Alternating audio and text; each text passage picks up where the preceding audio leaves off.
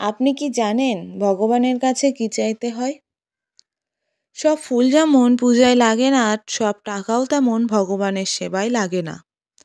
গাছে তো ফুল অনেকই ফোটে, তার কোনো ফুল মরা মানুষের সাথে শ্মশানে যায়, আবার কোনো ফুল গাছেই শুকিয়ে ঝরে পড়ে, আবার কোনো ফুল সুন্দর মালা হয়ে ভগবানের গলায় যায়।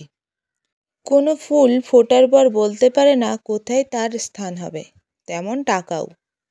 কোন টাকা আমরা মদ, মাংস, মাছ খেয়ে উড়িয়ে দিচ্ছি, আবার কোনো টাকা খারাপ মেয়েদের বা ছেলেদের পেছনে উড়িয়ে দিচ্ছি, আবার কোনো টাকা ভগবানের সেবায় নিয়োজিত করছি। সব টাকা ভগবানের সেবায় নিয়োজিত করার ভাগ্য হয় না।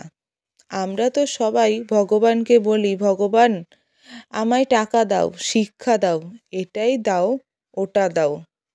ভগবান দেবে কি? আমরা তো সৎকর্মে ব্যবহার করি না। ভগবানের কাছে চাইতে হবে, হে ভগবান আমায় টাকা দাও, যে টাকা দিয়ে আমি তোমার ভগবত সেবা করতে পারি, বৈষ্ণব সেবা করতে পারি, যে টাকা দিয়ে তোমার একটা মন্দির করতে পারি। আমায় শিক্ষা দাও, যে শিক্ষা দিয়ে আমি ভগবত সেবা করা শেখাতে পারি, ভগবানের পূজা করা শেখাতে পারি।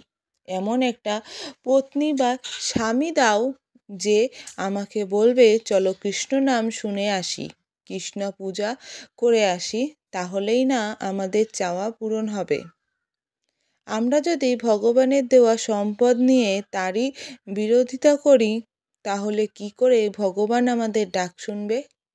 ভগবান চান সবসময় তার ভক্তকে সুখী করতে, তাই যার যেটুকুতে সুখী প্রাপ্ত হবে তিনি তাকে সেটুকু দিয়েই সুখে রাখে। তিনি যদি কখনো দুঃখ দেয়, অবশ্যই তারপরে সুখ অপেক্ষা করছে।